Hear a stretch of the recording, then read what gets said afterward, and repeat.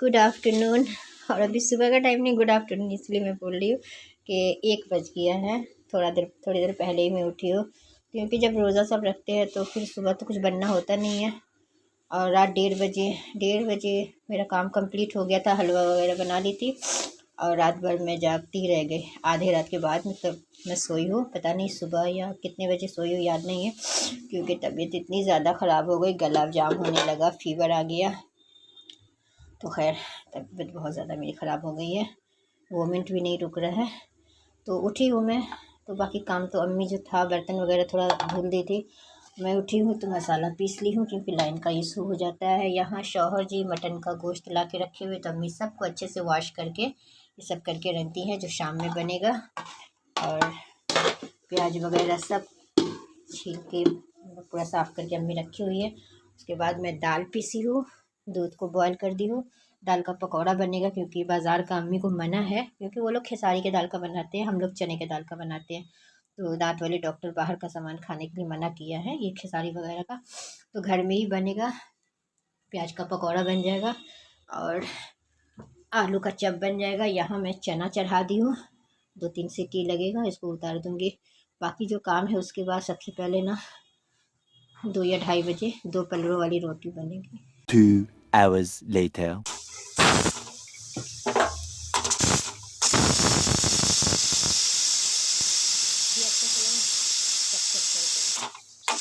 रोटी बनी है।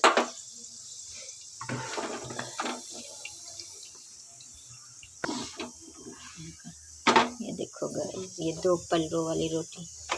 घी इतना अच्छा से लगा है कि पूरा अपने आप ही निकल गया, वो काटने का।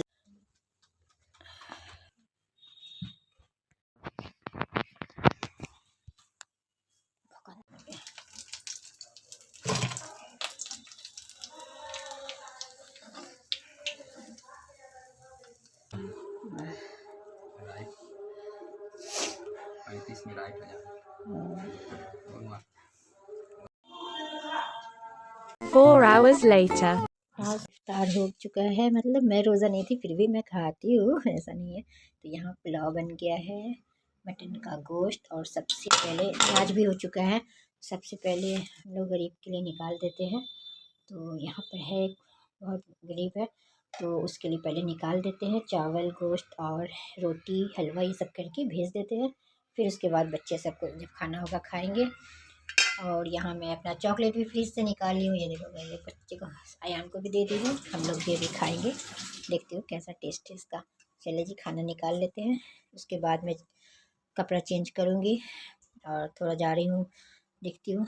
सर का दर्द तो हो ही रहा है, बट पढ़ना भी ज़रूरी है, थोड़ा सा पढ़ने के लिए बैठ जाए। फिल्लज़ीना ज़लमू इन्नहुम मुग़रक़ून वयस्नअू अल-फुल्का वकुल्लमा मर्रा अलैहि मलअउम मिन कौमिही सख़िरू मिन्हु क़ाला इन तस्ख़रू मिन्ना फ़इन्ना नस्ख़रू मिन्कुम इन रब्बका फ़अ्आलुल लिमा युरीदु वअम्मा अल्लज़ीना सुइदू फ़फ़िल जन्नति ख़ालिदीन फ़ीहा मा दामत अस्समावातु वल अर्ज़ु इल्ला मा शाअ रब्बुका अताअन ग़ैरा मजदूद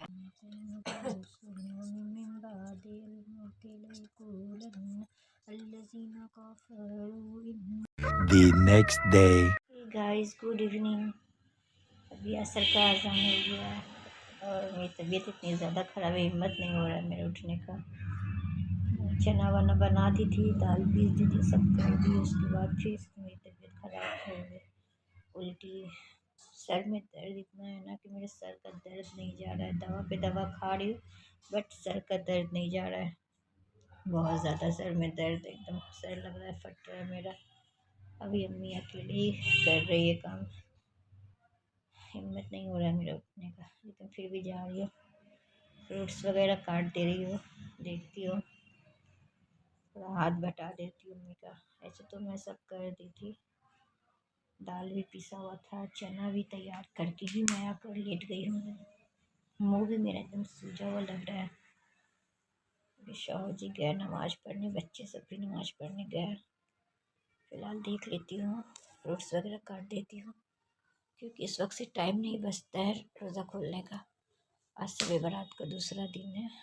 दूसरा रोज़ा है, एक कल था एक आज है। चले तो फिर देखते हैं क्या काम है वो कर लेते हैं।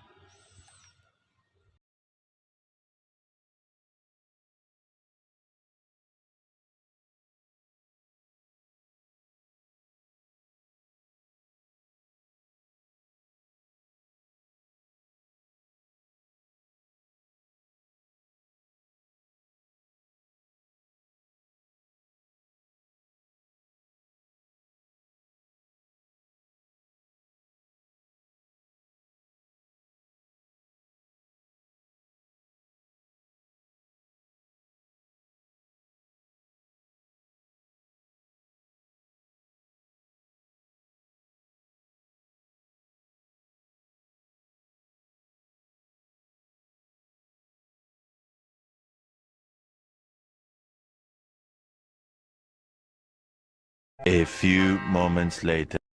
तो गाइस इफ्तार से हम लोग फारिग हो चुके थे। मतलब मैं तो रोज़ा नहीं थी लेकिन फिर भी खाई थी, क्योंकि सुबह से कुछ नहीं खाई थी, बस चाय बिस्किट, आधा चाय बिस्किट खाई थी। तबीयत इतनी ज़्यादा ख़राब थी, शौहर जी दवा ला के दिए थोड़ी देर पहले कि पहले खा लो उसके बाद कुछ खा के दवा खा लो। तो खैर एक रोटी चना खाई थी मैं प्याजों के साथ और दवा खा ली हूँ। और आप लोग को ये दिखाना मैं भूल गई थी, कल ही आया है, ये अम्मी की तरफ से गिफ्ट है जो कि अम्मी मुझे दी है बर्थडे पर। तो बस सरप्राइज मिल रहा है।